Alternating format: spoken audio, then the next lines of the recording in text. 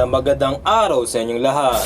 Narito ang CCN Charot Cañedo News, nagbibigay ng mapagkakatiwalaan, makatotohanan at mga nagbabagang balita. Narito na ang mga nagbabagang mga balita. Pilipinas nagpapalakas militar sa mga isla laban sa China.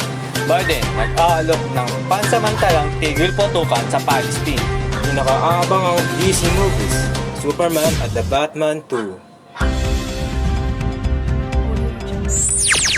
Kasama ang buong CCN team, ako si Prince Owen Cañedo. Hatid namin ang maiinit na balita ngayong araw. Ang paparating na pagpapalabas ng Superman sa Hulyo 2025 at The Batman 2 sa pagitan ng 2026 at 2027 ay nagdudulot ng matinding kasabikan sa mga tagahanga ng DC Cinematic Universe. Matagal nang inaabangan ang mga pelikulang ito, kaya't marami ang nasasabik at nagtataka tungkol sa magiging kwento at mga gaganap na aktor sa mga palabas na ito. At abangan pa sa mga susunod na balita.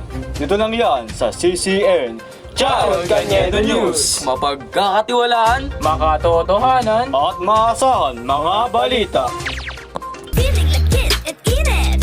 Bouncy hair, I feel it. Palmolive naturals with 100% natural coconut cream. Oh oh, so soft and bongo.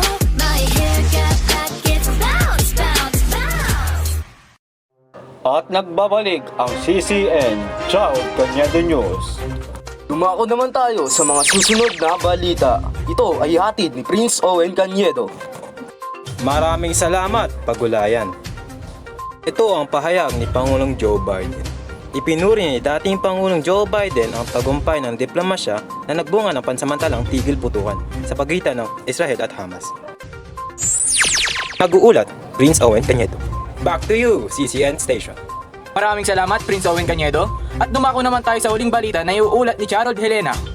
Pilipinas nagpapalakas na militar at depensa sa Tito Island. Ayan ang ulat ni General Romeo Bronner sa isa niyang pahayag. Sabi ng general, ito raw ang isa sa mga paraan upang makipagsabayan sa pangangkin ng China sa ating teritoryo. Sabi pa ng general, ang budget daw para sa project na ito ay humigit kumulang 1.65 billion pesos. Ang dahilan sa pagbabagong ito ay upang magkaroon pa ang mga kapwa nating Pilipino ng kumpiyansa na harapin ang mga Chinese vessels at upang matakot na rin ng China. Charles Helena, nag-uulat. Maraming salamat, Harold Helena. At ito ang CCN Charot Cañedo News!